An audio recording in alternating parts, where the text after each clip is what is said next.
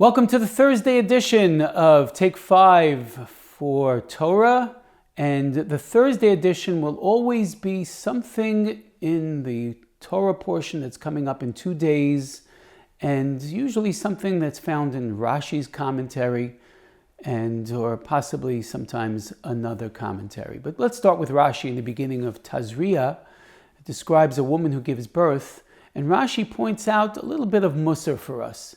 He says, be aware that the fact that earlier in Sefer Vayikra, the Torah taught us all about the purity and impurity of animals, and then only afterwards the Torah talks to us about the purity and impurity of humans.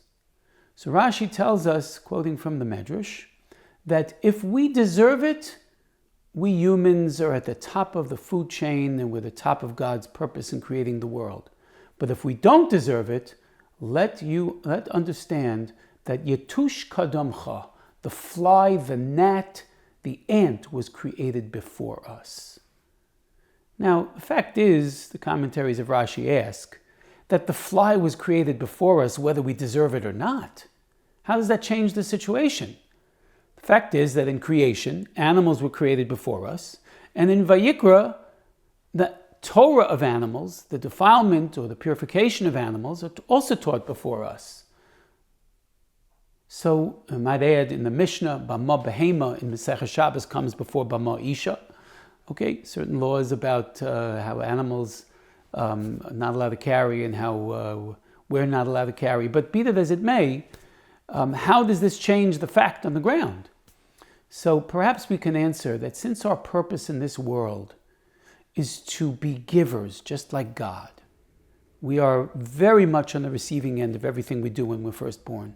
But we're here to learn how to be givers.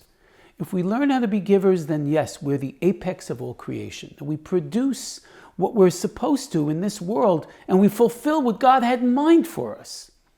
But if we don't live up to our expectations, then we have to resort to the very sobering idea that animals were created. They preceded us here. So that is a message for Tazria. Now I like the message for the second of this week's 2 Torah portions, which is Mitzorah.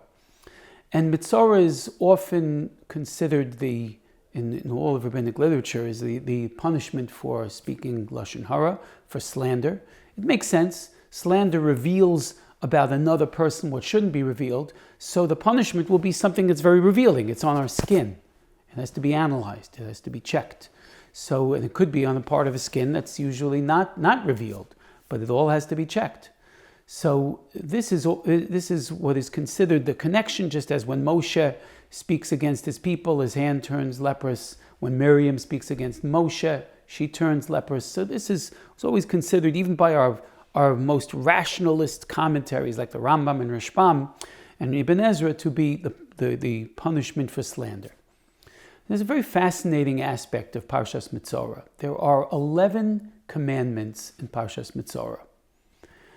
There are 613 in the whole Torah.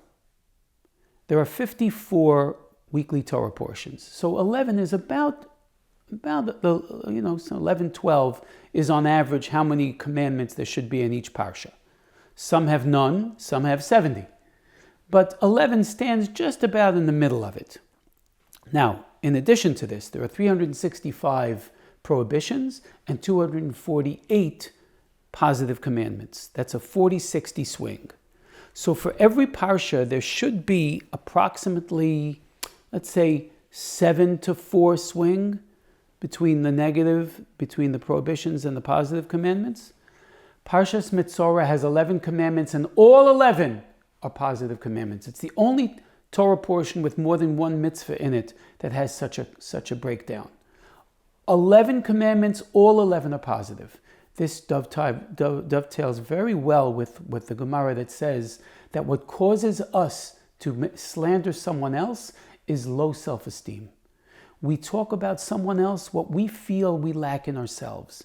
And it's a lot easier to pull down someone else, usually someone with whom we have competition, than to bring ourselves up.